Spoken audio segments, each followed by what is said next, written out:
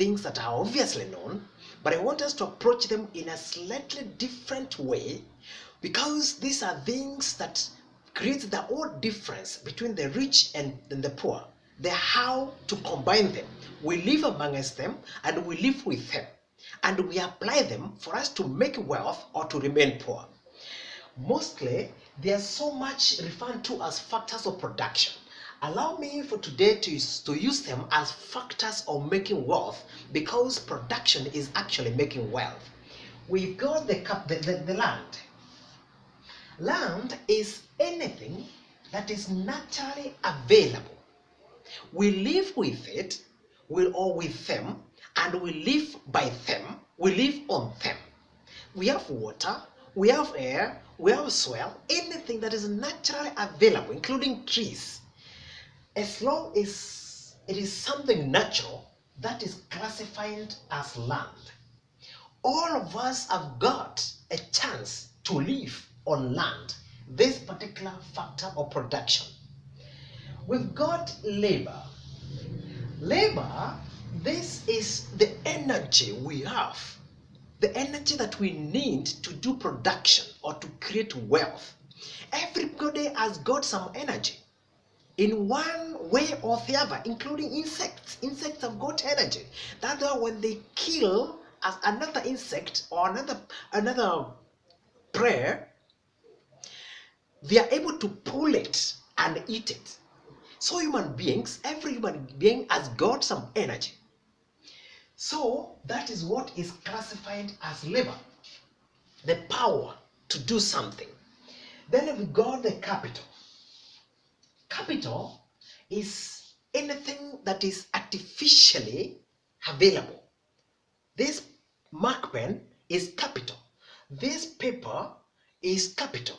This board under here I'm going to show you is capital. Anything that is artificially available is classified as capital, a factor that is used to do production. Then we've got the entrepreneurship. Entrepreneurship is basically the knowledge, the passion, the wisdom, the might that we have, that we use now, we apply here to combine these other three factors of production now to make wealth. How we use our brains, how we use our passion, how we perceive things, how we look into things, how we be creative, how we innovate, creates the whole difference on how to combine these factors for us to do production or for us to create wealth. So entrepreneurship is very key. It's a key factor of production. The how we take things, because we take things so differently. Some people believe that this and this is not possible, whereas in the same situation, someone comes and sees opportunity in it and thinks creatively and comes and combines capital, the artificial things, and combines it with the labor, the energy that they have, and combines it with the land, whatever is naturally available, and comes up with wealth.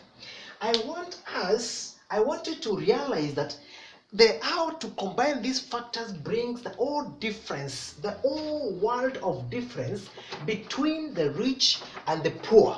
It actually, you realize that in life, we've got exactly two distinct sides of life.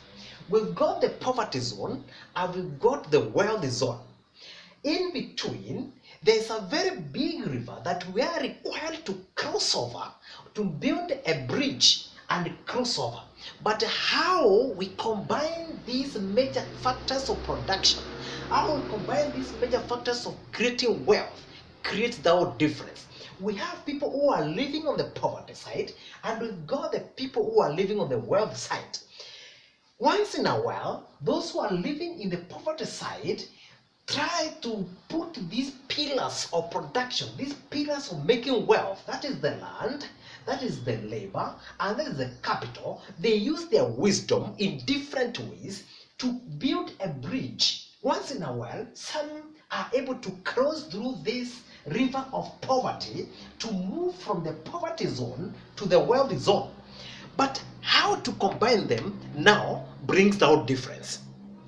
I want to demonstrate something to you here so that you can see that we actually apply things in a very different way, and that's why we either remain in the poverty zone or the wealthy zone, because everybody is subjected to land. Everybody lives with the land. Everybody has got some energy, and everybody has been able to face some capital in one way or the other. There's a place that you've met yourself living with artificial things, and capital here on the other clip, as I told you, you realize that it's not necessarily money, because even the social capital, the ability to mobilize people, to bring them together, that is capital. There are so many forms of capital.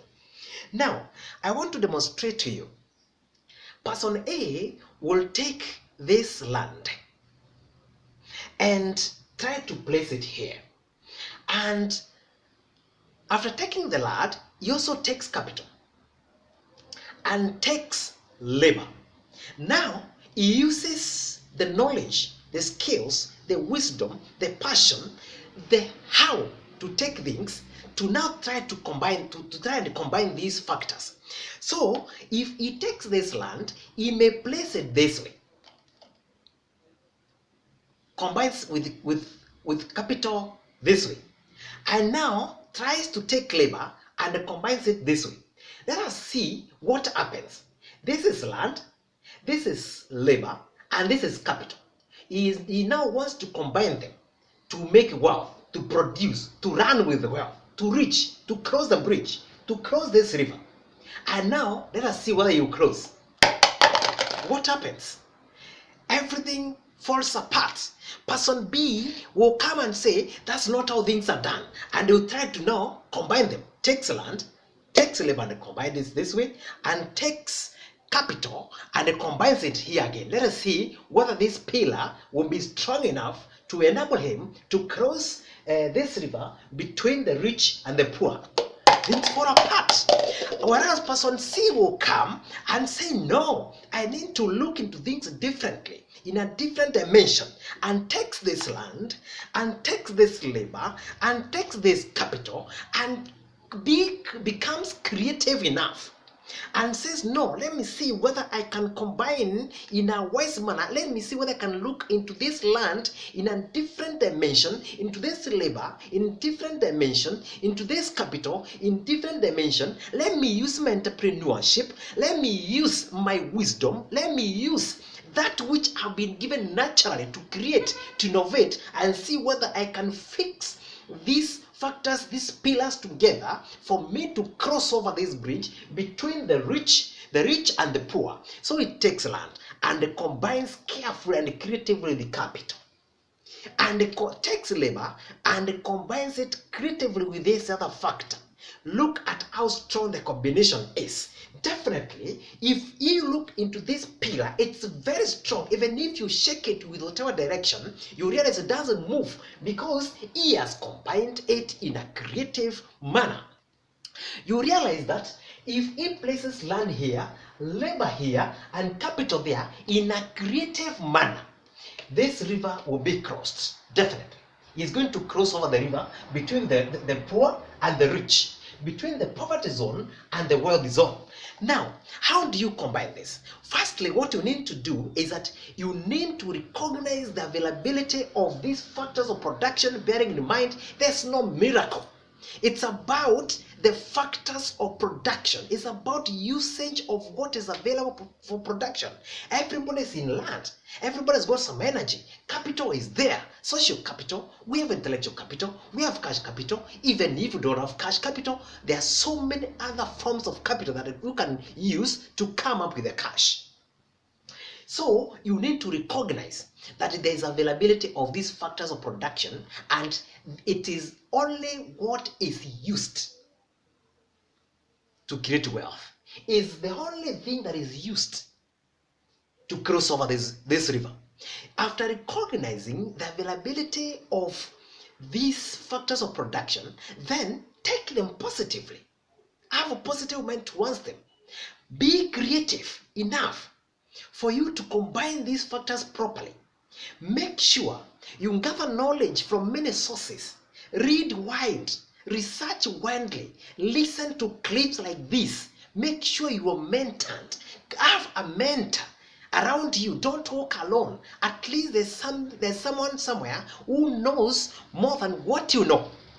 Make sure the thought that you've got, you look for a person who is slightly better than you or more than you. Try to make him or her your mentor. Ask him, how do I I've got this idea. How do I combine these factors? How do I build the bridge that will enable me cross between the poverty zone and the wealthy zone? This is how you're gonna cross this river.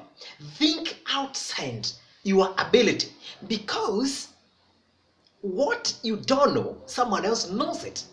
What you do not have, someone else has got it. That's why I'm saying that make sure you've got a mentor who's gonna take you through, who will show you the way, who's gonna make you realize that you can have these pillars, you can put these pillars in this poverty river and cross over. Because look here, this is entrepreneurship. If you bring it here, you realize that you build a bridge. You will build a bridge between or along these other pillars here, because now entrepreneurship will act as both a pillar and a bar that will create or build a bridge to move from poverty zone to wealth zone. Be creative enough. Be a person who is able to know that it's not about a miracle. Yes, miracles are there, it's fine, but miracles come on the way to success. On the way, it means you are already on the way. You are en route to success. Therefore, think positively. There is no any other thing that creates wealth apart from these factors of production: the entrepreneurship, the land, the labor, the capital, nothing else in the world. Those that are rich, this is what they used. The how to use them brings the whole difference, as I've shown you in the illustration. Thank you very much.